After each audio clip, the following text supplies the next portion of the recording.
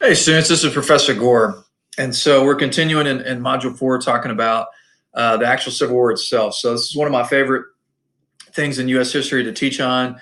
It is the turning point of really U.S. history because so much changes after the war and forever ends in slavery in our country. And it also ignites and creates the Jim Crow South, among other issues. And you'll see resentment still play with the South towards the North and so forth throughout U.S. history. It's also where a lot of courses will kind of usually U.S. History 1 will either end at the end of the Civil War or into Reconstruction, and then U.S. History 2 will either begin either at the end of the Civil War or right after Reconstruction. So it's kind of a turning. It is the turning point in American history. So these first few slides, you'll see it kind of gives you some facts on the war and so forth, and you can read these if you'd like. As a kid, I was pretty fascinated by the Civil War, and I've gone to a few Civil War battlefields, not only in my childhood, but also as an adult, and it's just kind of a neat thing. It's a very much a tragic event in American history, and I'm I actually had ancestors that fought in the conflict and so forth, and so it's kind of an interesting event in American history. So we're going to skip over this real quick, and a lot of movies and so forth that that's been made over the American Civil War. So I want to talk about kind of to recap from the previous two lectures about Manifest Destiny and the events leading to the American Civil War, road to Civil War, with what happens, everything after the Mexican-American War and so forth. So there's three causes to the American Civil War. It's easy to remember the three S's: slavery, which is the biggest, states' rights, and sectionalism. And you realize that slavery supports, because really it's the quintessential issue with the states' rights argument. And then with sectionalism, it's that slave planter culture that makes it more unique region in the country as compared to the Midwest or the Northeast. So it's kind of interesting. Throughout the war, at first, the first couple of battles actually didn't have uniforms. So it was really confusing to figure out who was on which side. But the North is going to be called the Union. Okay, they're trying to preserve the Union. Sometimes they were called federal troops, hence federal government. They wore dark blue uniforms. Sometimes you had a couple units that would wear some different kind of uniforms, but typically they were dark blue. Their nickname being the Yankees or and so forth. Sometimes they're called the Federals or Feds or Blue Coats or Blue Bellies or and so forth. The Confederacy typically wore gray or butternut brown. They're called Yellow Bellies, hence the argument they were called Yellow Bellies from the Northern perspective is they were, cowards and seceded from the Union and whatnot. What's kind of interesting with that is they sometimes called Reb or Johnny Reb, or you see it portrayed in a couple of movies. In fact, your third film assignment, you'll see one of the unit officers refer to him as secessionist, and so forth. So what's interesting is that both of the presidents for the Union cause and the Confederacy were actually born in Kentucky. They actually both fought in Black Hawk's War. Lincoln ended up moving to Illinois, where he practiced law and so forth, and had various different jobs. He was a rail splitter at one point. Jeff Davis moved from Kentucky down to Mississippi and was a slave owner and was kind of one of the stereotypical wealthy planters of the South, and has served as Secretary of State at one point in the country under either Buchanan or Franklin Pierce. Can't remember which one. And so both of them are going to have troubles and stressful times, okay? And the Confederate cabinet looked very similar to what the U.S. cabinet has. Almost all of the members of the Confederate government had been at one point part of the American government, or at least state government, so they were familiar with what government looked like. The Confederacy did write their own constitution when South Carolina seceded in 1860, and you had 6 other states that followed suit initially. And then if you remember, I talked about the end of the previous lecture that when Lincoln called to arms for all the rest of the states to provide some troops, to put a stop to the 7 original states that seceded, you had 4 other states secede as well. You had North Carolina, Tennessee, Virginia, and Arkansas secede. Missouri, Kentucky, Maryland, and Delaware were the 4 other remaining slave states that remain in the Union. Delaware doesn't make as big of a fuss, but Missouri, Kentucky, and Maryland did have units that fought for the Confederacy and had unions of forces that fought for the Union Army as well. One thing you'll notice if you ever get a chance to read the Confederacy Constitution, which I'm not saying you should, but it sounds similar to the U.S. Constitution. Basically, the main difference is all about states' rights. Okay, but that will actually be a difference, or I would say it's going to be a hindrance to the South, because a lot of times some of the state governors don't help support the Confederacy as much as the Confederacy government wanted to. For instance, the governor of Georgia and the governor of North Carolina particularly. So I mentioned this in a previous lecture, but each of the states except for South Carolina did have units that actually fought for the Union at one point. And so more mountainous areas tended to vote against secession, or areas that just really didn't have much slavery. And then that's why West Virginia ended up breaking away from Virginia and created their own state in 1863, because they were primarily mountainous. So anyway, this kind of shows you the kind of the order of secession. Texas was the last of the 7 original states. And then once Lincoln calls up for more troops, then Virginia, Arkansas, Tennessee, and North Carolina fall suit. So now, this is kind of a funny political cartoon. This is Lincoln, boxing Jeff Davis, and Jeff Davis's hair looks like he's got 2 horns coming out. That's the point. And so, talking about Lincoln going to put a stop to Jeff Davis and so forth, and saying that the Confederacy is going to be humiliated and whatnot. This is another one, pro-Union, secession egg, smells like a rotten egg, and so forth. Jeff Davis is going to hang himself with secession and whatnot. So these are pro-Union political cartoons. And the first battle that took place, shots were fired at Fort Sumter. Now, Lincoln handles this kind of interesting. Fort Sumter was a federal fort that guards our coast. We had several federal forts around our coastline in case the U.S. was ever invaded in American history. And the Confederacy at South Carolina surrounded Fort Sumter and asked the commander to evacuate the fort and surrender. Well, Lincoln kind of was wanting to let the South make the first shot. So instead of reinforcing the fort, which would clearly taking a more aggressive stance against the Confederacy, he didn't reinforce it, but he told them not to abandon it. So eventually the Confederacy fires on Fort Sumter. Only one person is injured. And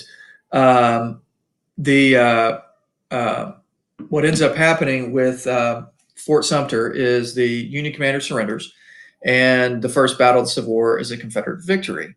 There's also a conflict out of Missouri, a state that remained in the Union, when Confederacy forces were trying to force basically force the state to secede.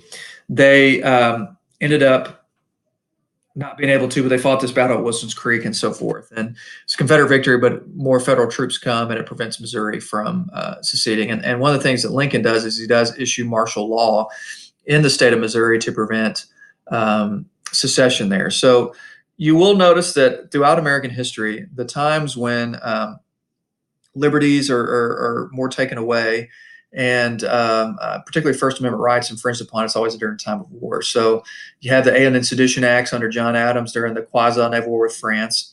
You have the suspension of habeas corpus by Lincoln, and also issuing martial law in some of the border states. That was done in the American Civil War. You have the Espionage and Sedition Acts passed during World War I.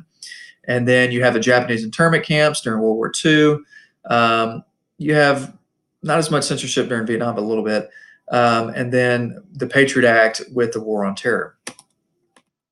So the North clearly had an advantage for several reasons. One, they had a massive population, 23,000. The vast majority were not slaves. Nearly all of the industry was in the North. Richmond and Atlanta had some industry, and maybe a little bit in Memphis, but not really. Memphis gets captured pretty early in the war. Lincoln, even though he fought in Black Hawk's War, is not really a military genius. and so forth, but was persistent. He does ask Marine Commander Robert E. Lee to command Union troops.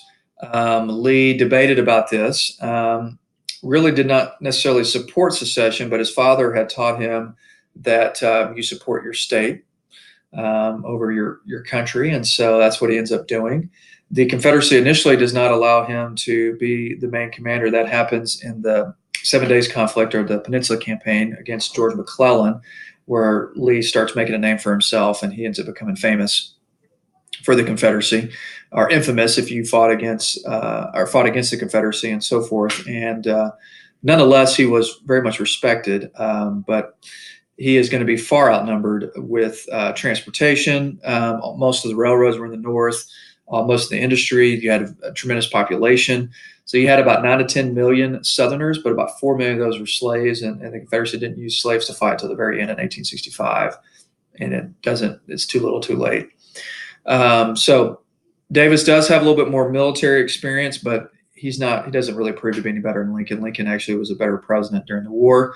The Confederacy does have better military leaders, and some of them were West Point graduates and so forth. In fact, one of the best generals of the war dies pretty early on, according to historians at least. He was one of the best generals. So what ends up happening is, it is really initially Lincoln fights the war to preserve the Union. But then as the war progresses, when he issues the Emancipation Proclamation that goes into effect on January 1st, 1863, it really becomes a war about slavery. So Lincoln at one point said in the war that if he would keep slavery to preserve a Union and so forth. So that was his initial goal, was to preserve a Union, and then later it is going to be to abolish slavery. So now some of these statistics are rounded off. Not all of them are like 100% accurate by any means, and these are just rounded estimated numbers. It's really difficult to track some of the statistics at this time just because of the time period and not having some of the computer records and so forth that we have today. So, but Union forces equaled to over about 2 million total, and how many were drafted, and then how many were paid as substitutes. And so when the North issues a draft in 1863, the Confederacy did it in 1862, you could pay for a substitute. And so it's kind of funny. Some guys, particularly in the North, would agree to serve for somebody, would end up joining up and then desert and then flee to a different town under a different name and then make money to substitute for somebody else. And they were able to get away with this throughout the war. Of course, if you were caught, then you'd be shot or hung. But anyway, but majority of the casualties actually occur as a result of disease. Now, that's either from disease from wounds or disease in the camps. But of course, a lot of people die and immediately during combat. But a lot of them died from their wounds or diseases as a result of their wounds, or just diseases in the camps. Confederacy had less than 1 million, and a greater percentage drafted, less substitutes. Of course, there's a lot more people in the North too, and kind of disease and deaths and so forth. The Confederacy lost less, but they also had less people to lose. And so you'll see throughout the war that the North is going to capture some key areas pretty quickly early on, and then eventually kind of penetrate deep into the South with Sherman's march to the sea through Atlanta and Savannah. And you also see that the Army of the Potomac, which is the army that fights primarily in Virginia, will have most of their fighting taking place around Richmond. And so, but we'll talk about that as we cover this part of the conflict. Now, it is weird that they call this, but historians refer to the different parts of where the Civil War is fought at as theaters. Okay, so the Eastern Theater is going to be like around the Richmond, Virginia, part of Maryland, into Pennsylvania with the Battle of Gettysburg. That's going to be the Eastern Theater. The Western Theater is going to be like Kentucky, Tennessee, Mississippi, Alabama, Georgia, places like that. The Trans-Mississippi Theater is the theater of Missouri, Arkansas, Louisiana, and Texas. Okay, so anything west of the Mississippi River would be the Trans-Mississippi. There is one big battle, the Battle of Pea Ridge, that's a big deal in the Trans-Mississippi River. Other than that, most of the fighting large-scale fighting is going to be in the Eastern or Western Theater. The Confederacy is going to do pretty well in the Eastern Theater for the first few years of the war, but then Lee's forces are going to get worn down, especially when Grant becomes the head Union general in 1863 and starts dominating in 64, 65. And but the Western Theater, the Confederacy wins like one major battle, the Battle of Chickamauga. The rest of the time, they typically lose. Their best general dies pretty early on at the Battle of Shiloh, but the rest of some of their other commanders were kind of, as I like to call, nincompoops, morons, some of them. Of course, the Union definitely had their fair share of morons too. So there's the Western Theater. And then let's talk about some of these conflicts. So the first battle takes place at Fort Sumter. I don't have the Battle of Wilson's Creek on here, but it occurs soon after in Missouri. And so the Union strategy is what's called the Anaconda Plan. Okay. You can see about West Virginia seceding there. But well, basically what the Anaconda Plan consists of, another slide that later shows a snake trying to strangle, but you are going to try to suffocate the South, prevent them from getting supplies. So they did a naval blockade along the southern coast. It was pretty effective. The Confederacy did have some blockade runner ships that they actually bought from Britain, and Britain's going to be forced to pay damages after the war. Surprisingly, Britain actually paid it. And like the CSA Alabama was one of them, or CSS Alabama. And so they're going to try to suffocate the South, block off their ports. Secondly, like an anaconda, instead of biting its victim, it's going to try to strangle it. So to the north of the Confederacy, they would come in and penetrate the South via the rivers. So like the Tennessee and Cumberland rivers. So there was two forts in Tennessee that protected the Tennessee and Cumberland rivers, Fort Henry and Fort Donelson. Ulysses S. Grant's going to capture both of them. In fact, Fort Donelson, probably the most famous or infamous cavalry commander, depending on which side of the conflict you were on, Nathan Bedford Forrest, was able to escape Fort Donelson, and he was arguably the most talented cavalry officer of the entire war. In fact, at one point, he was completely surrounded by Union forces with a saber in his belly, and he still fought his way out of them. But unfortunately, he ends up becoming like the Grand Wizard of the Ku Klux Klan in Tennessee after the war during Reconstruction. So no bueno there. So anyway, with Fort Henry and Fort Donelson fall to Union forces. The Confederacy is forced to retreat. They retreat down into Corinth, Mississippi, which is a railroad junction in the northern part of Mississippi. And then what ends up happening is the Confederacy forces does a surprise attack early in the morning at the it's called the Battle of Shiloh because it was near Shiloh Church and so forth, but sometimes called the Battle of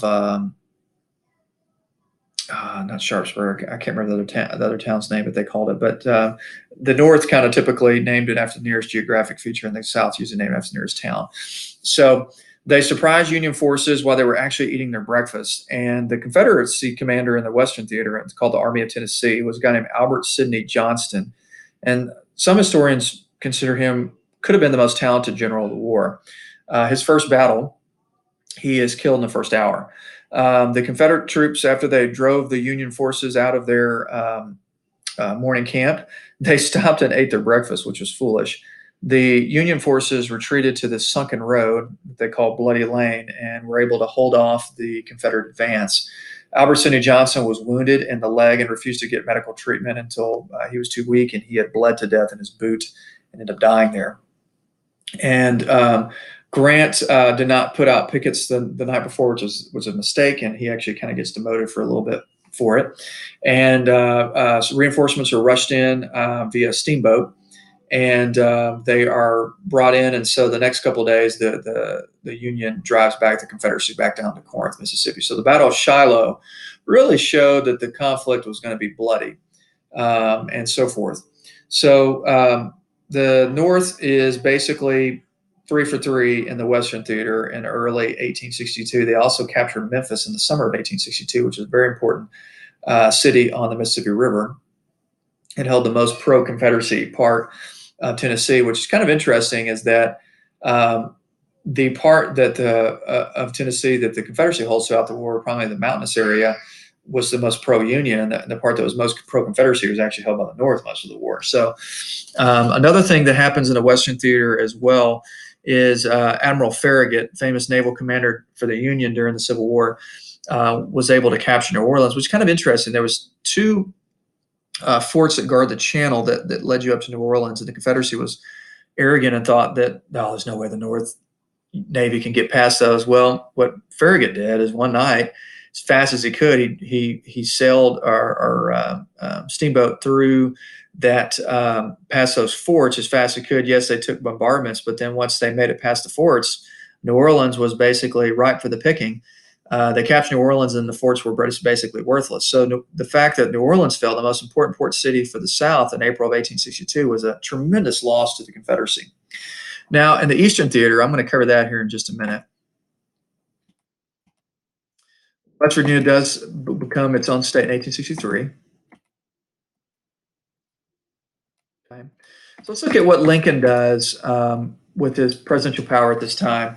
It was pretty controversial at the time. He suspends the writ of habeas corpus. So what that does is it kind of protects you from an unfair arrest and trial by jury. You have the right to know what you're being accused of.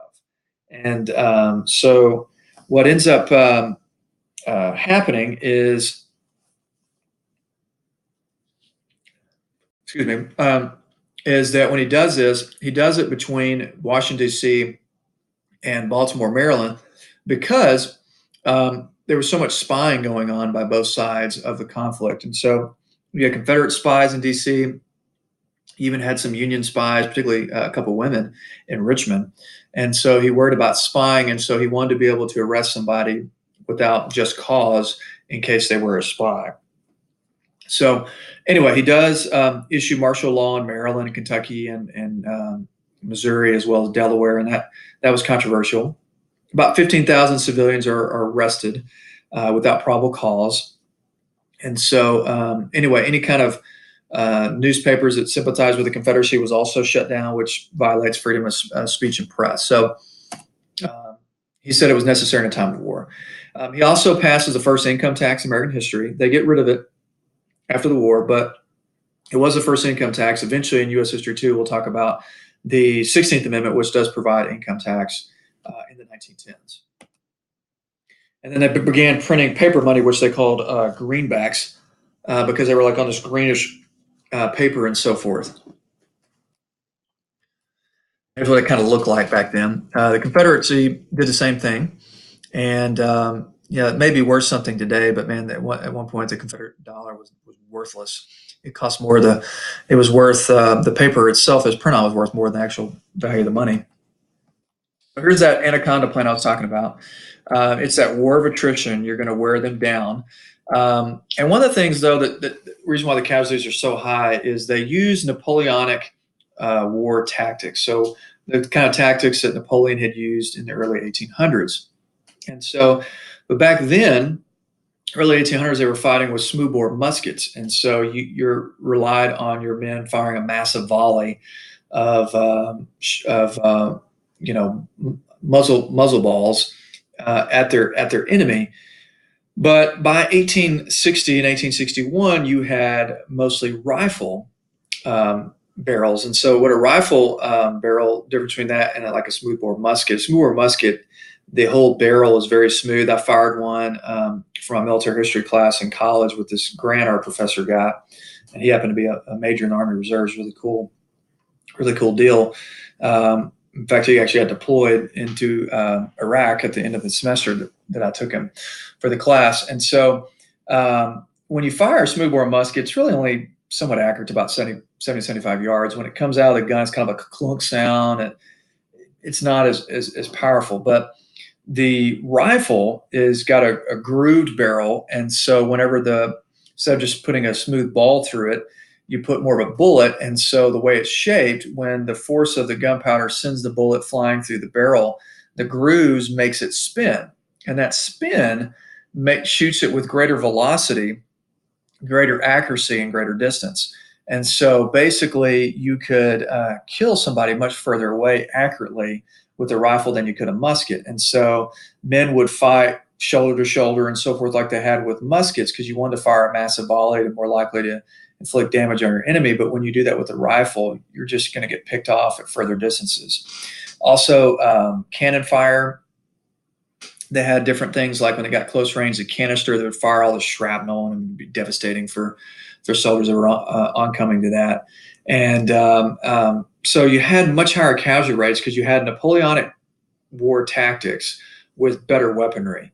And so it really was foolish in some of the ways that they fought. You could have had far less casualties if they would have fought more like wars are fought later in world history and so forth. So anyway, so the Confederate are trying to fight a defensive war, although in a lot of engagements they will attack. In fact, I had to read a book in grad school in my American Civil War class called Attack and Die, in which the author makes the argument the reason why the South lost the war is because they attacked too frequently in conflicts. Anyway, it was kind of an interesting argument. So you can see the Anaconda Plan: capture Mississippi River, penetrate the South through rivers like the Tennessee and Cumberland River, and do a blockade around the southern coast, and then put constant pressure on Richmond. So there's another developed by Winfield Scott, who eventually steps down because he had gout and later dies during the war from just his health complications. So the Confederate strategy is simple. You fight, try to get the British on your side.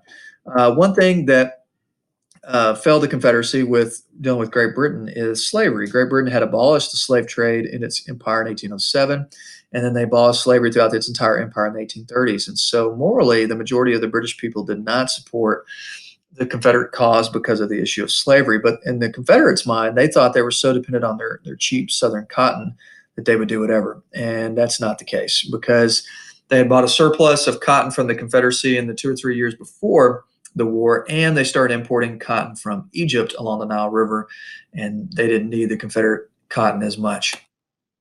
So the Confederacy wants to try to capture Washington. So the first few battles, actually, pretty much all the Eastern Theater takes place in and around Richmond, but there's a couple different battles that are big time. One that occurs, it's called. This is earlier than Fort Henry and Fort Donelson and Shiloh in 1862. It happens in 1861. It's called the Battle of Bull Run, and there was at Manassas Railroad Junction. The Union forces were trying to capture a railroad junction there north of Richmond. And what ends up happening is the Confederacy ends up winning that battle. And that's where Stonewall Jackson, or named Thomas Jackson, gets his nickname for there. As his men were fighting very violently, one of the officers to his left said, "Look, men, look at Stonewall, or look at General Jackson. He's standing there like a stone wall.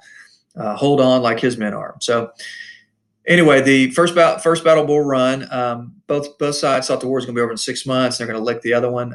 Bull Run made them realize that is not going to be the case. In fact, there were spectators that came to watch the battle. They came fleeing back to Washington because they weren't in real uniforms yet. You had a lot of friendly fire during that conflict as well. And as men fled back to D.C., it looked like the Confederacy early on was going to win, but that's not the case. And so also, the Confederacy fights off the North in the Shenandoah Valley. In 1862, this is where Stonewall Jackson becomes famous. He kind of outmaneuvers a couple of Union generals, and one of them gets sent off to Minnesota to fight Native Americans because he does such a bad job. The Confederacy wins another big battle at the Battle of Fredericksburg. It happens not too far from Christmas in 1862. Basically, it's a huge conflict. The Union suffers like 12,000 casualties or something like that. They charged 3 or 4 different times uphill across open ground against a stone wall by the Confederacy, and the Confederacy just mowed them down like grass. A guy named Ambrose Burnside is the one who did this, and it was really a foolish decision. He ends up getting fired and demoted and back to a division commander after this. But the original commander that Lincoln went with, a guy named George McClellan, tried to fight against the Confederacy and invaded at the peninsula near the James River, and it's called the Peninsular Campaign, sometimes called the 7 Days Battle, because it happened over the course of 7 days. But McClellan was always convinced the Confederacy was much bigger in terms of numbers than it actually was. He moved very cautiously, and his men loved him because he always tried to protect them, but he just was too cautious of the general. There's no reason why that he shouldn't have whipped the Confederacy by the end of 1862 if he just would have been more aggressive and a greater tactician. Lee decides that he is going to try to invade the North, surprisingly, to basically try to convince the North to end the war. And what's kind of one of the crazy events in American history, his plans, we're not sure who, but some officer had his plans to invade the North wrapped around some cigars. And the story goes that there was some Union soldiers napping near this tree, and when they woke up, one of them happened to see some paper in the sun, and went over there and grabbed them. And it's like, oh, it's 2 free cigars. That's great. Well, he opened up the paper and realized it was Lee's plans, and so he gave it to McClellan, and McClellan got all super confident. He's like, oh, I can finally whip Bobby Lee. And so he moves into cut off Lee's advance, and at Sharpsburg, Maryland, also called the Battle of Antietam, probably the most famous name for it because it happens at Antietam Creek. The Confederacy is actually almost crushed there. It is the single bloodiest day in American history. And had Lee not had emergency reinforcements coming from A.P. Hill, he would have been defeated at Antietam, and the war would have been won, at least in the Eastern Theater right there, and then the Union probably could have captured Richmond. And if Richmond would have fallen, the Confederacy would have surrendered regardless of what was happening in the Western Theater. And so the Battle of Antietam is a big turning point in the war because it gave McClellan it really was fought for. It was actually a draw. Both sides kind of beat each other into a pulp, and the Confederacy is able to escape. But it gives Lincoln the chance to issue the one of the most famous things passed in American history called the Emancipation Proclamation.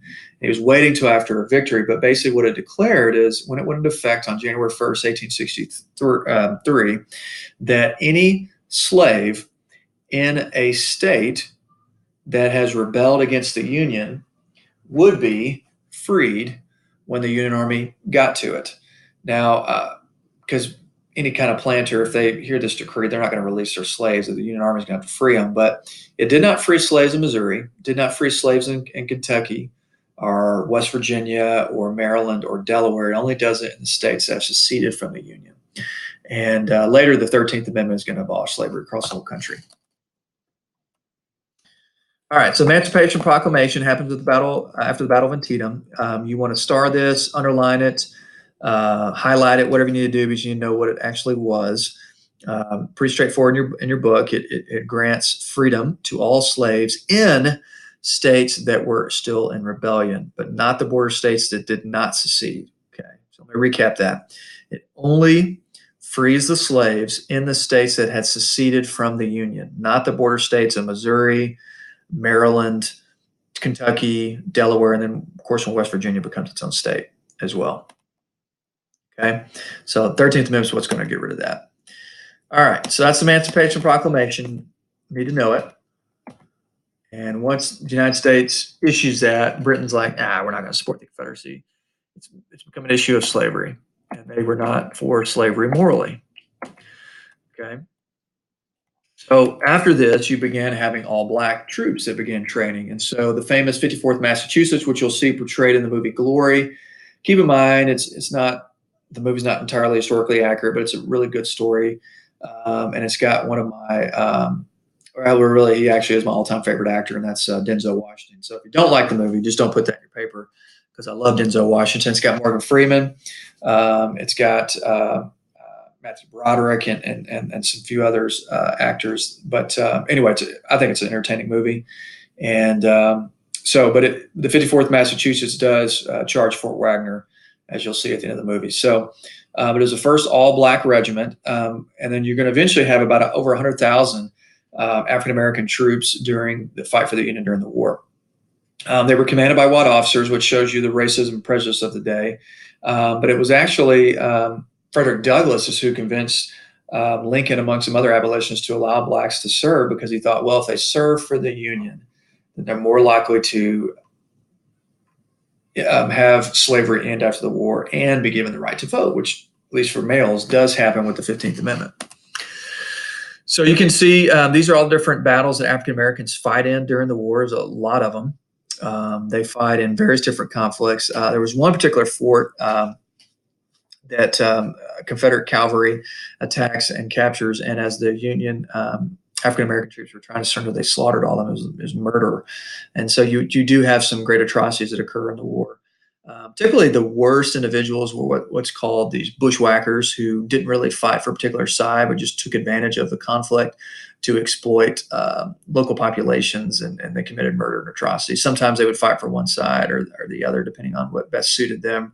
But there were some terrible acts of violence that took place in the war. War tends to bring out the worst in people.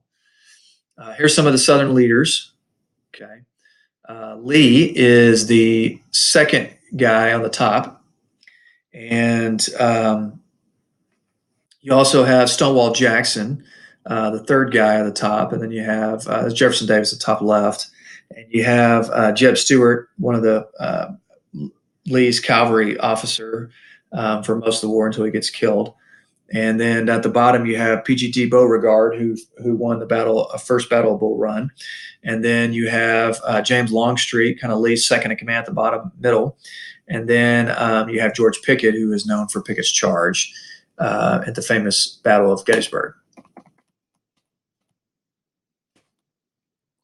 Northern commanders, you have Lincoln, Grant. There's George McClellan. They called him Little Napoleon. He was very short, and a lot of his pictures, he always had his hand in his coat, which is trying to emulate Napoleon as Napoleon wannabe.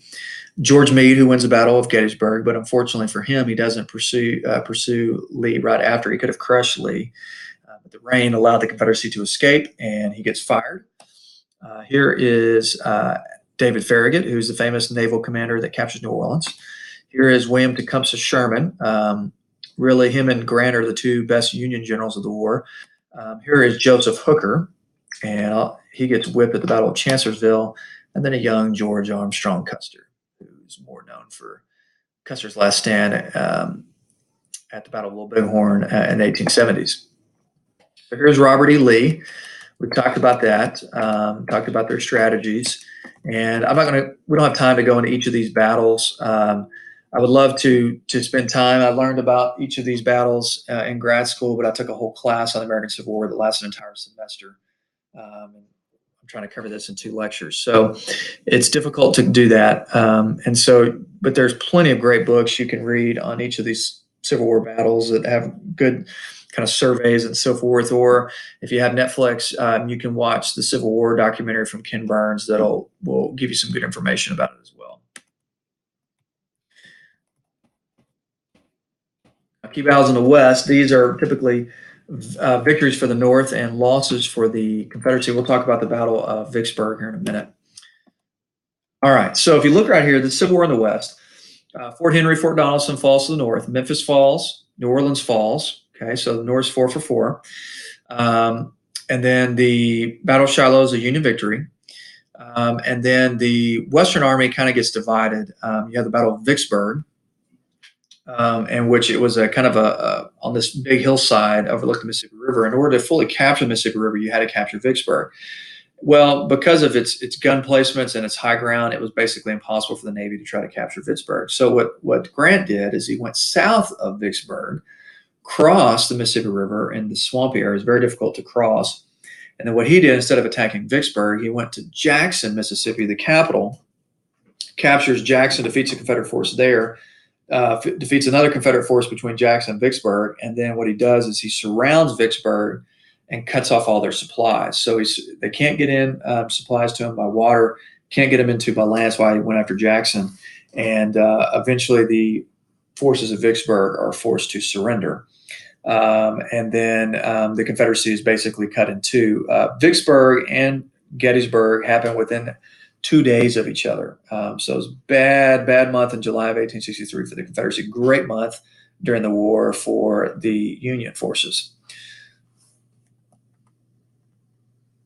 Battle of Murfreesboro was also another Union victory that took place in late 1862, early 1863. So here's you can see right here with Grant, he wins at Jackson, Champions Hill, and then eventually captures Vicksburg.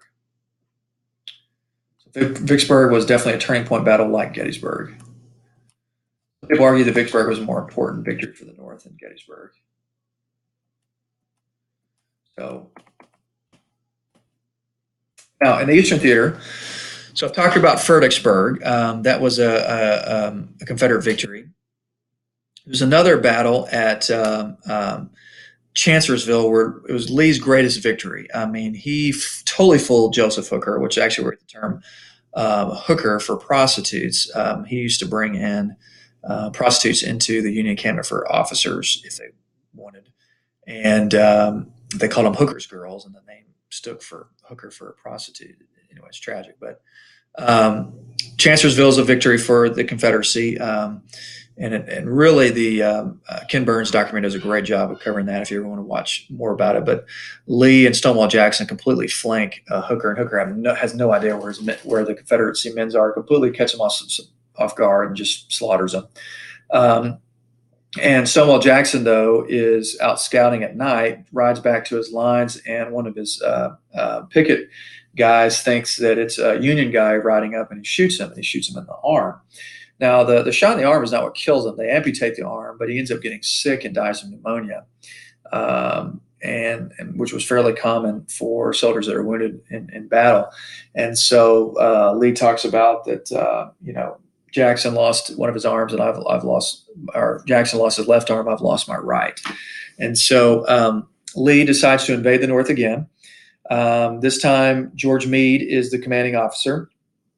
Hooker gets fired after Burnside got fired at the Battle of Fredericksburg, and McClellan gets fired at the Battle of Antietam.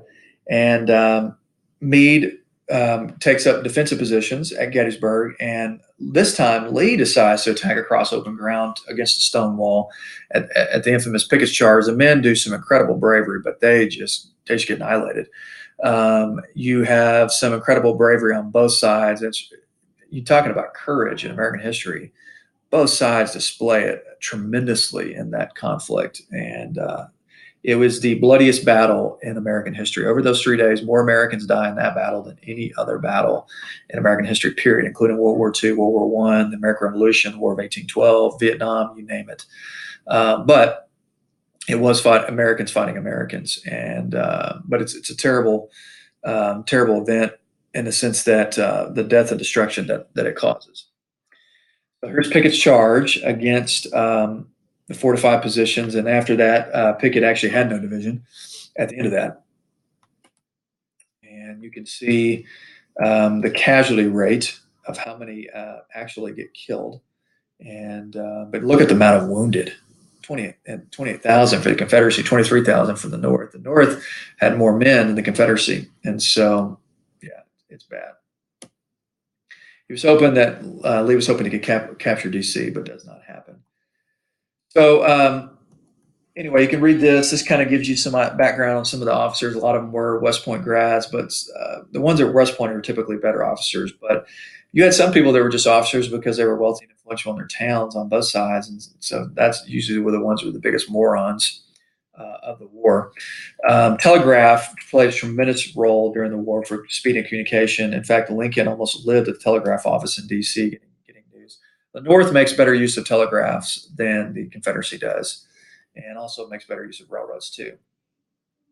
Railways are used to move troops, which is big time because you'll see this take place in other wars in world history, particularly World War I. And you eventually have rifles that replace outdated muskets. Cavalry is used for reconnaissance and fast moving, and you could escape easily. Artillery, better shells and so forth, leads to better, more casualties. I wouldn't say better casualties, more casualties. First time that you see ironclad ships. And so the Confederacy developed one called the CSS Merrimack, and the Union developed one called the Monitor. And it's the first time that ironclad ships are used in warfare, and it will speed up the development of that after the war across the world. And Britain's going to develop the best Navy. But by the end of Teddy Roosevelt's presidency, when he leaves office in 1909, we had the second biggest Navy in the world. Also, Lee used trench warfare towards the end. So this is the first part of the Civil War. We're going to get into a lot of the home front stuff, and then the last few battles of 1864 and 1865 that ends the American Civil War.